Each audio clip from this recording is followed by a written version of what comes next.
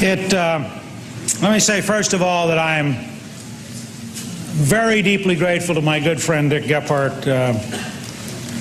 I couldn't help but, when my side maybe overreacted to your statement ending 40 years of democratic rule, that I couldn't help but look over at Bob Michael, who has often been up here and who knows that everything Dick said was true, that this is difficult and painful to lose, and on my side of the aisle we have, for 20 elections, been on the losing side.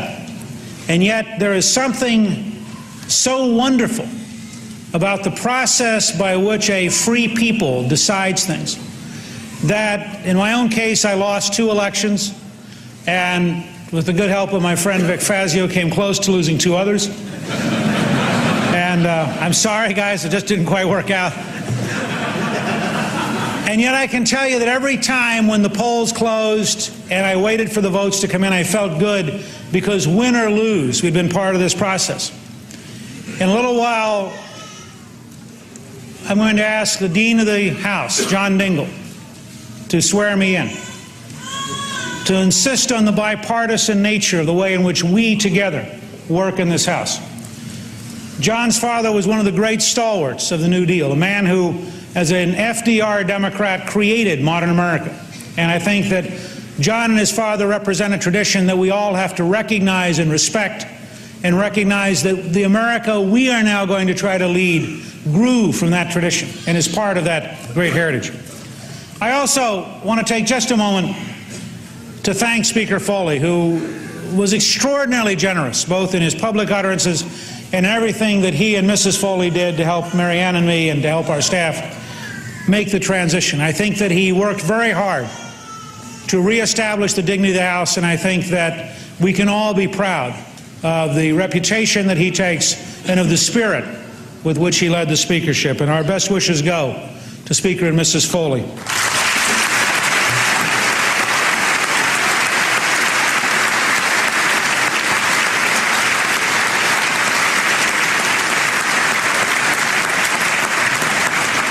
I also want to thank the various House officers who have been just extraordinary. And I want to say, for the public record, that faced with a result none of them wanted, in a situation I suspect none of them expected, that within 48 hours, every officer of this House reacted as a patriot, worked overtime, bent over backwards, and in every way helped us. And I am very grateful, and this House, I think, owes a debt of gratitude to every officer that the Democrats elected 2 years ago.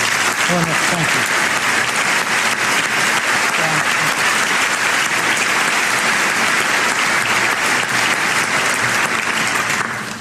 This is a historic moment. I was asked over and over, how did it feel? And the only word that comes close to adequate is overwhelming. I feel overwhelmed in every way, overwhelmed by all the Georgians who came up, overwhelmed by my extended family that is here, overwhelmed by the historic moment. I walked out and stood on the balcony just outside the Speaker's office looking down the mall this morning very early, and I was just overwhelmed by the view, which 2 men I've introduced know very, very well. I will introduce know very, very well. And just the sense of being part of America and being part of this great tradition. I have 2 gavels, actually. Dick happened to use one that maybe this was appropriate. This is a Georgia gavel I just got this morning, done by Dorsey Newman of Tallapoosa, who decided that the gavels he saw on TV weren't big enough or strong enough. So he cut down a walnut tree in his backyard, made a gavel, put a commemorative item, and sent it up here. So this is a genuine Georgia gavel. I'm the first Georgia speaker in over 100 years. The last one, by the way, had a weird accent too. Speaker Chris was born in Britain. His parents were actors, and they came to the U.S. A good word, by the way, for the value we get from immigration. And secondly, this is the gavel that Speaker Martin used. I'm not sure what it says about the inflation of government if you put them side by side. But this was the gavel used by the last Republican speaker. And I want to comment for a minute on 2 men who served as my leader and from whom I learned so much and were here today. When I arrived as a freshman, the Republican Party, deeply dispirited by Watergate and by the loss of the presidency, banded together and worked with a leader who helped pave the way for our great party victory of 1980, and a man who just did a marvelous job, and I can't speak too highly of what I learned about integrity and leadership and courage from serving with him in my freshman term, and he's here with us again today. Hope all of you will recognize Congressman John Rhodes of Arizona.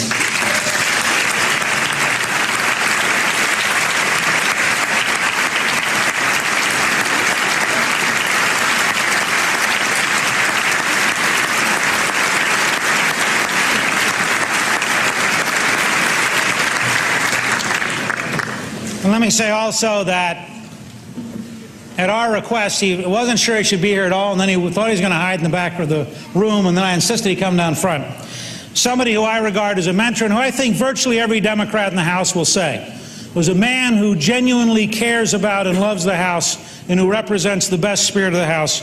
A man who I've studied under and who I hope as Speaker I can always rely on for advice, and who I hope, frankly, I can emulate in his commitment to this institution and in his willingness to try to reach beyond his personal interest and his personal partisanship.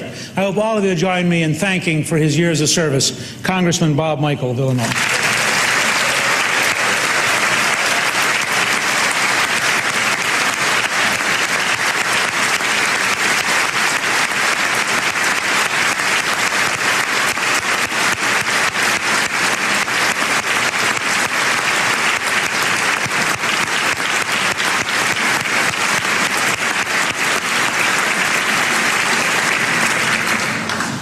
I'm very fortunate today. I have my mom and my dad are here. They're right up there, Bob and Kit Gingrich, and I'm so delighted that they're both able to be here. You know, sometimes when you get to my age, you can't have everyone near you you'd like to, and I can't say how much I learned from my dad in his years of serving in the U.S. Army, and how much I learned from my mother, who's clearly my most enthusiastic cheerleader.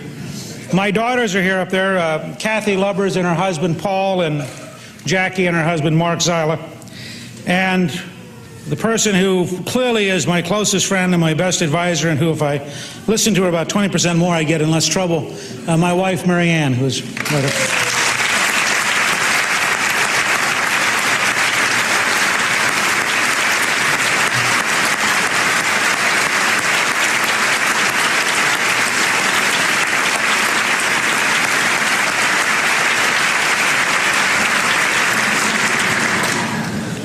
I have a very large extended family between Mary Ann and me, and they're virtually all in town, and we've done our part for the Washington tourist season.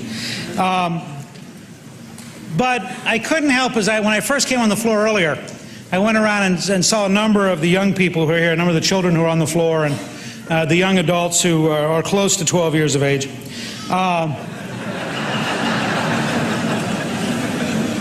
I couldn't help but think, sitting in the back rail near the center of the House are one of my nephews, Kevin McPherson, who's 5, and Susan Brown, who's 6, and Emily Brown, who's 8, and Lauren McPherson, who's 9. And they're all back there. I think probably more than I'm allowed to bring on, but they're my nieces and my nephew. I have 2 other nephews who are a little older who are actually up in the gallery. I couldn't help but think, as the way I wanted to start the speakership and to talk with every member, that in a sense these young people you see around you are really what at its best this is all about. Much more than the negative advertising and the interest groups and all the different things that make politics all too often cynical and nasty and sometimes frankly just plain miserable.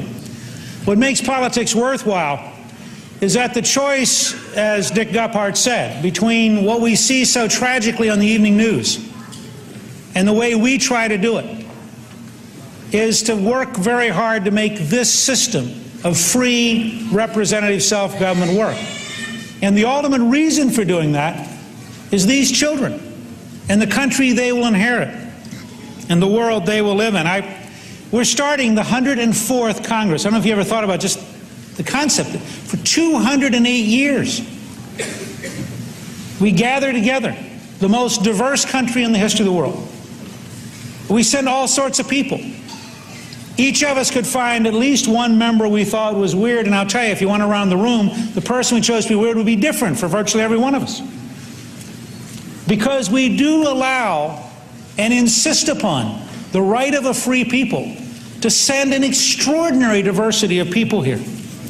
Brian Lamb at C-SPAN read to me Friday a phrase from de Tocqueville that was so central to the House. I've been reading Remini's biography of Henry Clay, and Henry Clay always preferred the House. He was the first strong speaker. And he preferred the House to the Senate, although he served in both. But he said the House was more vital, more active, more dynamic, more common. And this is what de Tocqueville wrote. Quote, "Often there is not a distinguished man in the whole number. Its members are almost all obscure individuals whose names bring no associations to mind. They are mostly village lawyers, men in trade, or even persons belonging to the lower classes of society." Now, if you put women in with men, I don't know that we've changed much. But the word vulgar in de Tocqueville's time had a very particular meaning. And it's a meaning the world would do well to study in this room. You see, de Tocqueville was an aristocrat. He lived in a world of kings and princes. And the folks who come here by the one single act that their citizens freely chose them.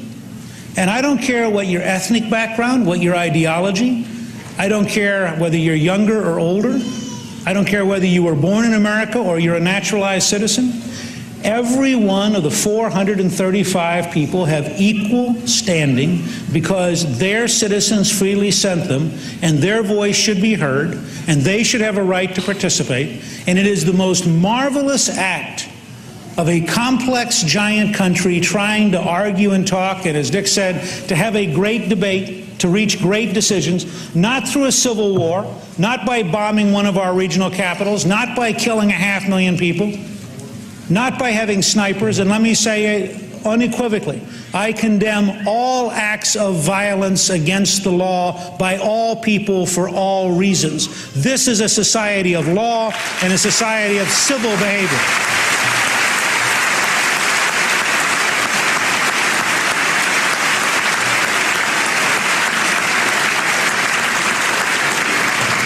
And so here we are as commoners together. To some extent, Democrats and Republicans, to some extent, liberals and conservatives, but Americans all. Steve Gunderson today gave me a copy of the portable Abraham Lincoln and suggested there's much for me to learn about our party, but I would also say, as I have all since the election, doesn't hurt to have a copy of the portable FDR. This is a great country of great people. If there's any one factor or act of my life that strikes me as I stand up here as the first Republican in 40 years to do so. When I first became whip in 1989, Russia was beginning to change, the Soviet Union as it was then. And into my whip's office one day came 8 Russians and a Lithuanian, members of the Communist Party, newspaper editors, and they asked me, what does a whip do? They said, you know, in Russia, we've never had a free parliament since 1917, and that was only for a few months. So what do you do? And I tried to explain, as Dave Bonnier or Tom DeLay might now, and it's a little strange if you're from a dictatorship, to explain you're called the whip, but you don't really have a whip. You're elected by the people you're supposed to pressure. If you pressure them too much, they won't re-elect you. If you don't pressure them enough, they won't re-elect you. You got to somehow find this. Democracy's hard. It's frustrating. And so we came in the chamber. And the Lithuanian was a man in his late 60s. And I allowed him to come up here and sit and be speaker. That was something many of us have done with constituents. Remember, this is the very beginning of perestroika and glasnost. He came out of the chair. He was physically trapped. And he said, you know, ever since World War II, I've remembered what the Americans did, and I've never believed the propaganda. But he said, I have to tell you, I did not think in my life that I would be able to sit at the center of freedom. It was one of the most overwhelming, compelling moments of my life. And what struck me, and it's something I couldn't help but think of when we were here with President Mandela, and I went over and saw Ron Dellums and thought of the great work Ron had done to extend freedom across the planet. And that sense of emotion when you see something so totally different than you'd expected. And here was a man, he reminded me, first of all, that while presidents are important, they are in effect an elected kingship. That this and the other body across the way are where freedom has to be fought out. And that's the tradition, I hope, that we'll take with us as we go to work. Today we had a bipartisan prayer service. Frank Wolf made some very important points. He said, we have to recognize that many of our most painful problems as a country are moral problems, problems of dealing with ourselves and with life. He said character is the key to leadership, and we have to deal with that. He preached a little bit, I don't think he thought it was preaching, but it was, about a spirit of reconciliation. And he talked about caring about our spouses and our children and our families, because if we're not prepared to model that, beyond just having them here for one day, if we're not prepared to care about our children and we're not prepared to care about our families, then by what arrogance do we think we will transcend our behavior to care about others? And that's why, with Congressman Gephardt's help, we've established a bipartisan task force on the family. We've established the principle that we're going to set schedules we stick to so families can count on times to be together, build around the school schedules, so that families can get to know each other and not just on C-SPAN. I will also say,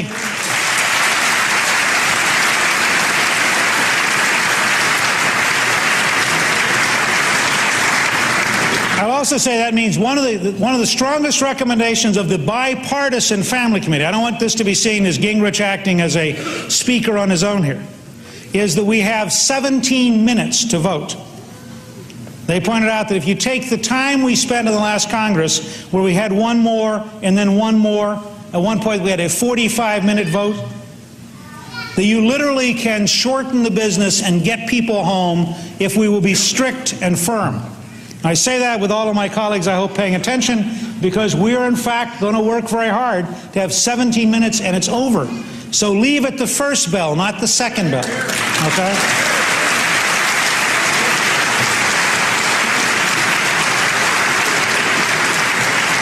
This may seem particularly appropriate to say on the first day, because this will be the busiest day on opening day in congressional history.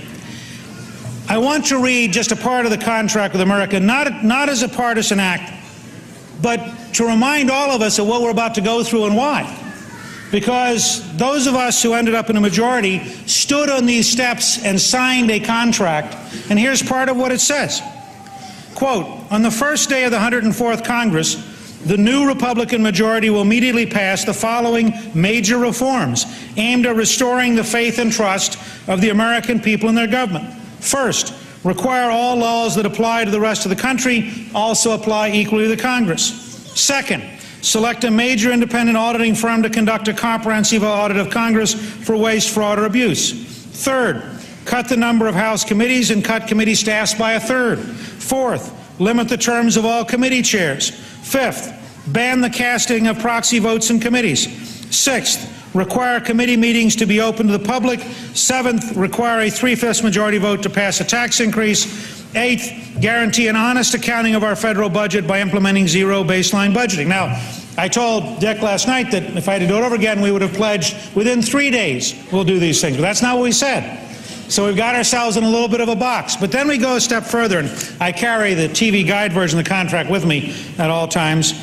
We then said, thereafter, within the first 100 days of the 104th Congress, we shall bring to the House floor the following bills, each to be given full and open debate, each to be given a clear and fair vote, and each to be immediately available for inspection. We made it available that day.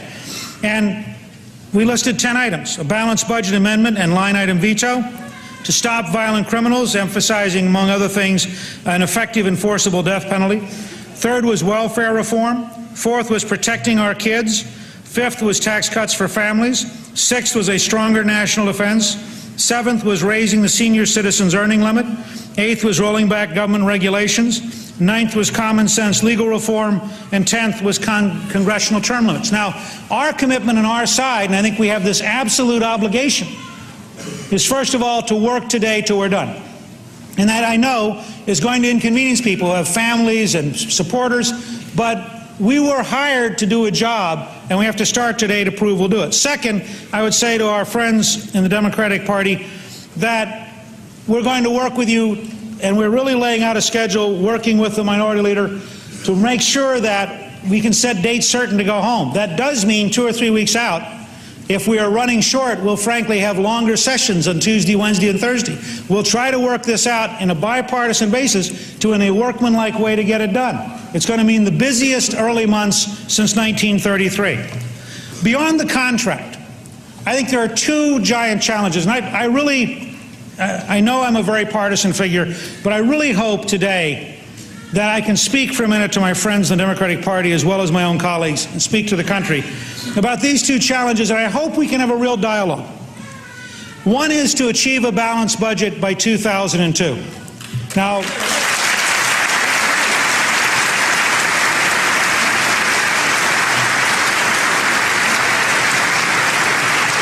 I think both Democratic and Republican governors will tell you it's doable, but it's hard. I don't think it's doable in a year or two. I don't think we ought to lie to the American people. This is a huge, complicated job. Second, I think we have to find a way to truly replace the current welfare state with an opportunity society. Let me talk very briefly about both. First, on the balanced budget. I think we can get it done. I think the baby boomers are now old enough that we can have an honest dialogue about priorities, about resources, about what works, about what doesn't. Let me say, I've already told Vice President Gore we're going to invite him. We would have invited him in December, but he had to go to Moscow. We're going to invite him up to address a Republican conference on reinventing government. I believe there are grounds for us to talk together and work together, to have hearings together, to have task forces together. And I think if we set priorities, if we apply the principles of Edwards Deming and of Peter Drucker, if we build on the Vice President's reinventing government effort, if we focus on transforming, not just cutting, not just do you want more or do you want less, but are there ways to do it better? Can we learn from the private sector? Can we learn from Ford and from IBM, from Microsoft, from what General Motors has had to go through? I think on a bipartisan basis, we owe it to our children and grandchildren to get this government in order and to be able to actually pay our way. I think 2002 is a reasonable time frame, and I would hope that together we could open a dialogue with the American people. And I've said I think Social Security ought to be off limits, at least for the first 4 to 6 years of this process, because I think it'll just destroy us if we try to bring it into the game. But let me say about everything else, whether it's Medicare or it's agricultural subsidies or it's defense or anything, that I think the greatest Democratic president of the 20th century, and in my judgment the greatest president of the 20th century, said it right on March 4th, 1933, when he stood in the braces as a man who had polio at a time when nobody who had that kind of disability could be anything in public life. And he was President of the United States, and he stood in front of this Capitol on a rainy March day and he said, "We have nothing to fear but fear itself." I believe if every one of us will reach out in that spirit and will pledge, and I think frankly on a bipartisan basis, I would say to the members of the Black and Hispanic caucus, I hope we could arrange by late spring to genuinely share districts where you'll have a Republican who frankly may not know a thing about your district agree to come for a long weekend with you, and you'll agree to go for a long weekend with them, and we begin a dialogue and an openness that is totally different than people are used to seeing in politics in America. And I believe if we do that, we can create a dialogue that can lead to a balanced budget. But I think we have a greater challenge. And I do want to pick up directly on what Dick Gephardt said, because he said it right, and no Republican here should kid themselves about it. The greatest leaders in fighting for an integrated America in the 20th century were in the Democratic Party. The fact is, it was the liberal wing of the Democratic Party that ended segregation. The fact is that it was Franklin Delano Roosevelt who gave hope to a nation that was in despair and could have slid into dictatorship. And the fact is, every Republican has much to learn from studying what the Democrats did right. But I would say to my friends in the Democratic Party that there is much to what Ronald Reagan was trying to get done. There is much to what is being done today by Republicans like Bill Weld and John Engler and Tommy Thompson and George Allen and Christy Whitman and Pete Wilson. And there's much we can share with each other. We must replace the welfare state with an opportunity society. The balanced budget is the right thing to do, but it doesn't, in my mind, have the moral urgency of coming to grips with what's happening to the poorest Americans. I commend to all of you Marvin Olasky's The Tragedy of American Compassion. Olasky goes back for 300 years and looks at what has worked in America. how we have helped people rise beyond poverty, how we have reached out to save people. And he may not have the answers, but he has the right sense of where we have to go as Americans. I don't believe that there is a single American who can see a news report of a 4-year-old thrown off of a public housing project in Chicago by other children and killed, and not feel that a part of your heart went. I think of my nephew in the back, Kevin. I mean, how would any of us feel about our children? How can any American read about an 11-year-old buried with his teddy bear because he killed a 14-year-old and then another 14-year-old killed him, and not have some sense of, my God, where has this country gone? How can we not decide that this is a moral crisis equal to segregation, equal to slavery? And how can we not insist that every day we take steps to do something?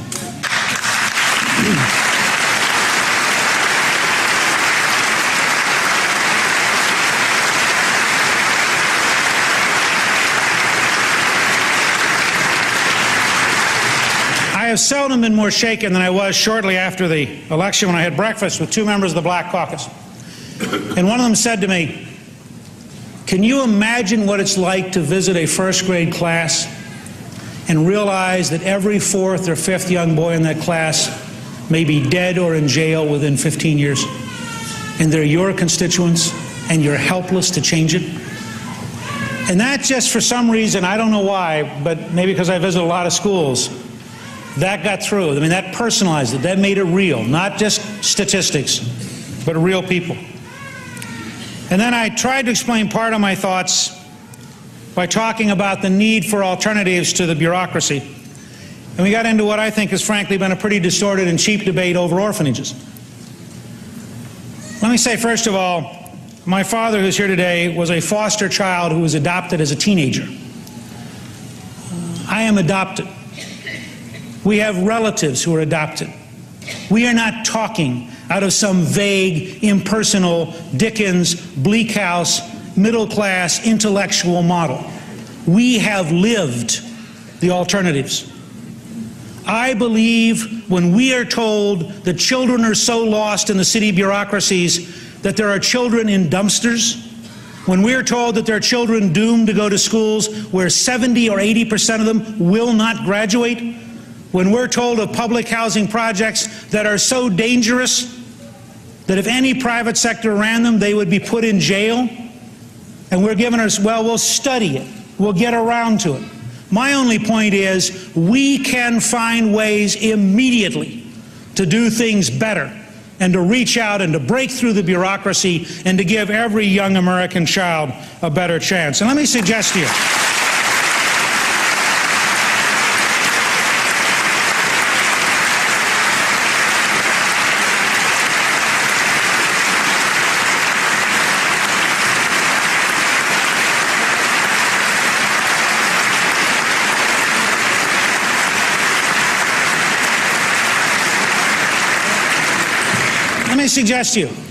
Morris Shechtman's new book, and I don't agree with all of it, but it's fascinating. It's entitled Working Without a Net. It's really an effort to argue that in the 21st century we have to create our own safety nets. But he draws a distinction worth every American reading between caring and caretaking. He says caretaking's when you bother me a little bit, so I do enough that I feel better because I think I took care of you. I may not have done any good to you at all. You may in fact be an alcoholic and I just gave you the money to buy the bottle that kills you. But I feel better and I go home. He said caring is actually stopping and dealing with the human being and trying to understand enough about them to genuinely make sure you improve their life, even if you have to start with a conversation like, if you'll quit drinking, I'll help you get a job, which is a lot harder conversation than, oh, I feel better, I gave him $1 or I gave him $5. And I want to commend every member on both sides to look carefully. I would say to those Republicans who believe in total privatization, you can't believe in the Good Samaritan and explain that as long as business is making money, we can walk by a fellow American who's hurt and not do something. And I would say to my friends on the left who believe that there's never been a government program that wasn't worth keeping, You can't look at some of the results we now have and not want to reach out to the humans and forget the bureaucracies. And if we could build that attitude on both sides of this aisle, we would be an amazingly different place, and the country would begin to be a different place. You know, we have to create a partnership. We have to reach out to the American people. We're going to do a lot of important things. As of today, we are going to, thanks to the House Information System and Congressman Vern Ehlers, we are going to be online for the whole country, every amendment, every conference report.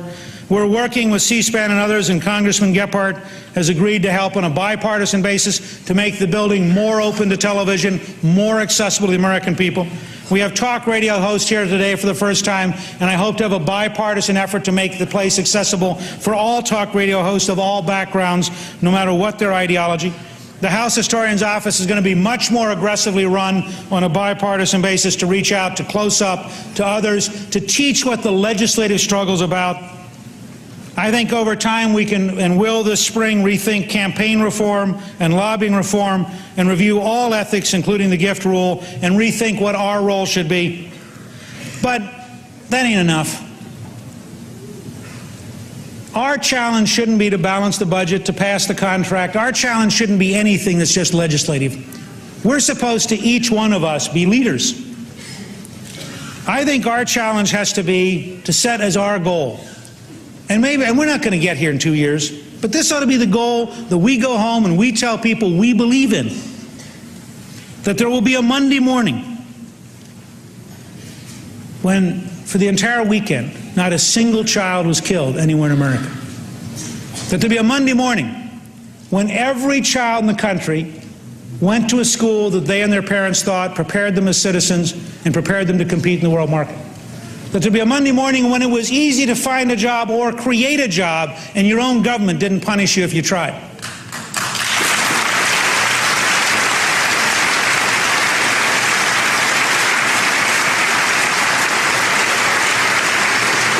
We shouldn't be happy just with the language of politicians and the language of legislation.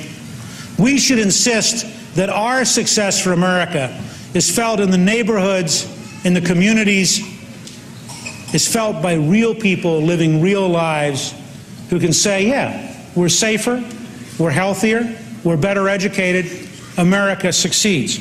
This morning's closing hymn at the prayer service was the Battle Hymn of the Republic. It's hard to be in this building and look down past Grant to the Lincoln Memorial and not realize how painful and how difficult that battle hymn is. The key phrase is, as he died to make men holy, let us live to make men free. It's not just political freedom, although I agree with everything Congressman Gephardt said earlier. If you can't afford to leave the public housing project, you're not free.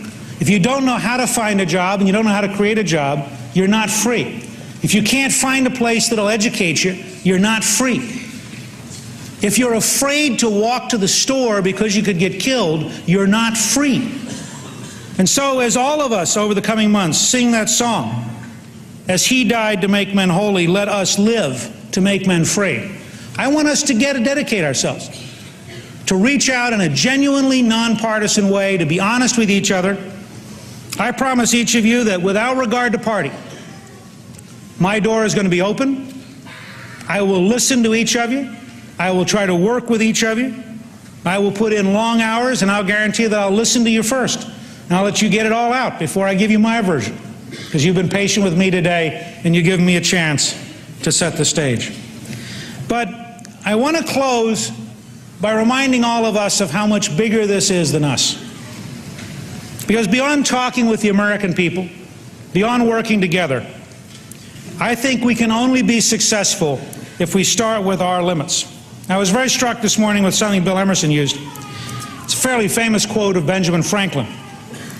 At the point where the Constitutional Convention was deadlocked and people were tired, and there was a real possibility that the convention was going to break up, and Franklin, who was quite old and had been relatively quiet for the entire convention, suddenly stood up and was angry. And he said, "I have lived, sir, a long time, and the longer I live, the more convincing proofs I see of this truth.